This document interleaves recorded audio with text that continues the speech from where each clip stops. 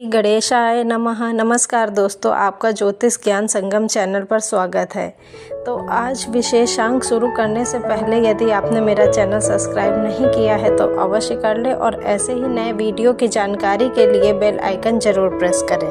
जैसा कि आप सभी जानते हैं कि आजकल गणेश जी के दिन चल रहे हैं, तो मैं आज आपके लिए भगवान गणेश जी से संबंधित कुछ अचूक उपाय व साधना लेकर के आई हूँ। ये जैसा कि आज का विषय गणेश जी की आराधना के कुछ अचूक उपाय हैं, तो मैं आपको सबसे पहले ऋणहर्ता स्तोत्र के बारे में बताती हूँ। जैसा कि मैंने पहली वीडियो में भी इसके विषय में जानकारी दी थी, परंतु आज मैं आपको बताऊंगी कि कौन सा मंत्र पढ़े या स्तोत्र करें, किस प्रकार से करें।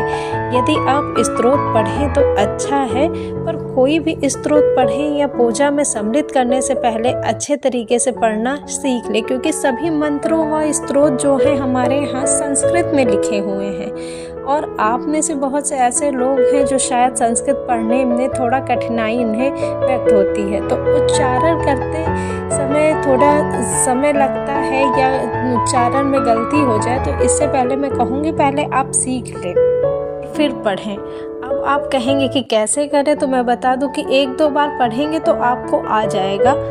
ऐसा इसलिए कह रही हूँ ताकि साधना करते समय कोई त्रुटि ना रहे, क्योंकि कभी कभी त्रुटियां हो जाती हैं तो मन ये सशंकित करने लगता है कि कहीं ये साधना मुझे फलित करे या ना करे। तो इस शंका के लिए मैं ये कह रही हूँ कि अगर आप इसको एक दो बार पढ़े रहेंगे तो आपको साधना करते समय आपको समस्या नहीं आएगी। तो अब इस स्तोत्र के बारे में जान लें। वैसे तो अगर आप इस स्तोत्र को दिन में 2 बार पढ़ें तो बहुत अच्छा होगा, लेकिन अगर आप प्रतिदिन इसको पढ़ें एक टाइम तब भी जो है ये पूर्ण रूप से फलित देगा।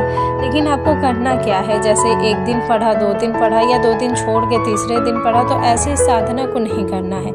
आप कोई अच्छा दिन देख लीजिए और उस दिन से शुरुआत करते हुए आप मार्क कर लीजिए और प्रतिदिन आपको जो है लगभग 1 साल तक के इसे दैनिक साधना में सम्मिलित कर लीजिए। जब आप प्रतिवर्ष इसको जो है ध्यान करते हुए, गणपति जी का ध्यान करते हुए इसे पढ़ेंगे तो आप सभी लोगों को ज़्यादा फलदायी होगा। तो पता ही है कि सभी पूजाओं को वो बहुत विधिवत तरीके से और बहुत अच्छे तरीके से कर लेते हैं, लेकिन मैं ये जो वीडियो बना रही हूँ मैं ये उन लोगों के लिए बना रही हूँ जो लोग गृहस्थ हैं और ज़्यादा पूजा पाठ नहीं करना जानते हैं। तो उन्हें ये चीज़ें आती हैं कि हम कैसे करें, कहीं हमसे कोई त्रुटि ना हो जाए। तो बहुत से लोग भय के भी कारण नहीं करते हैं, लेकिन उनके मन में इच्छाएँ रहती हैं, क्योंकि सभी के जीवन में, हमारे सभी के जीवन में कुछ ना कुछ समस्याएं तो बनी रहती हैं और मनुष्य एक ऐसा प्राणी है कि उसकी कभी भी जो है ना तो समस्याएं समाप्त होनी हैं और ना ही इच्छाएं पूर्ण होनी हैं।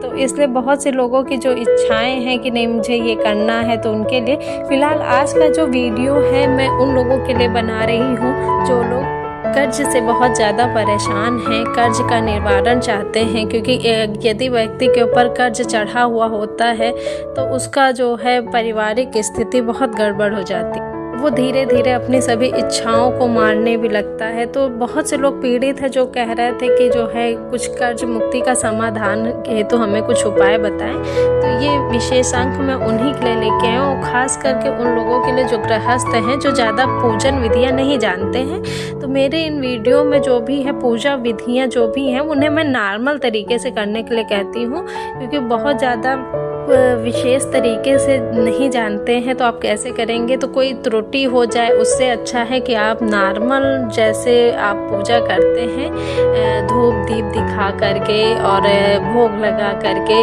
पंचोपचार से जैसे हम नॉर्मल पूजा करते हैं वैसे ही हमें नॉर्मल तरीके से ही पूजा करनी है।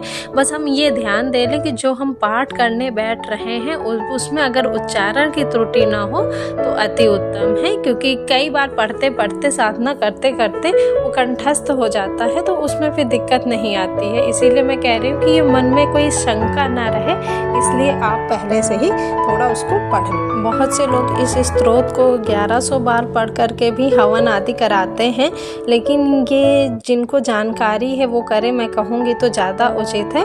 जिन लोगों को बहुत ज़्यादा जानकारी नहीं है वो नॉर्मल विधि से प्रतिदिन इसका लगभग 1 वर्ष तक पाठ करें। अब ये बात आती है कि हम किस दिन से शुरुआत करें, तो ये किसी भी महीने के शुक्ल पक्ष की द्वितीय तिथि से इसका जो है पाठ करना शुरू करें तो ज़्यादा लाभदायक होगा। आप एक बार इस स्तोत्र को प्रतिदिन जो है 1 बार या हो सके तो 2 बार पढ़िए और पढ़ करके 1 साल तक इसको पढ़िए। देखिए आपके जीवन में जो भी कर्ज से संबंधित समस्याएं हैं वो धीरे धीरे समाप्त हो जाएंगी।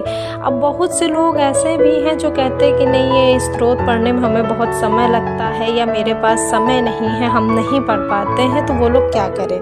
कुछ लोगों के पास समय के भी जो है प्रबंध की दिक्कतें आती हैं कि उन्हें देखना होता है कि उनका जो है समय वो कैसे निकालें और करें। तो अब मैं उनके लिए बता रही हूँ, क्योंकि बहुत से लोग नहीं कर पाएंगे, से लोग पूरा स्तोत्र नहीं पढ़ पाते हैं, क्योंकि कुछ लोगों के सामने समय के प्रबंध को भी देखना होता है। तो अब वो कैसे करें, क्योंकि जो व्यक्ति ऋण रोग व समस्या से ग्रस्त है तो वो भी लाभ कमाना चाहता है, परंतु उसके पास क्या है कि समय का अभाव होता है। तो वो क्या करे, वे लोग परेशान ना होएं, उनकी भी समस्या का समाधान है मेरे पास। वे क्या करें, वे सभी साधक एक मंत्र नोट करें। मंत्र को ध्यानपूर्वक नोट करिएगा और शब्दों को सुनिएगा। ओम श्रीं गम ऋण हर्ताय गम श्रीं ओम गणपतये नमः। मंत्र ऋण हर्ता स्त्रोत से ही है।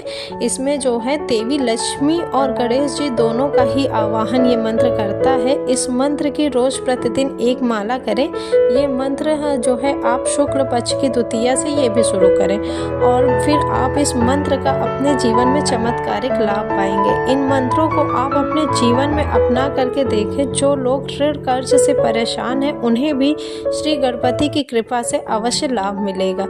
यदि आपने मेरा चैनल सब्सक्राइब नहीं किया है तो प्लीज़ अवश्य सब्सक्राइब कर लें।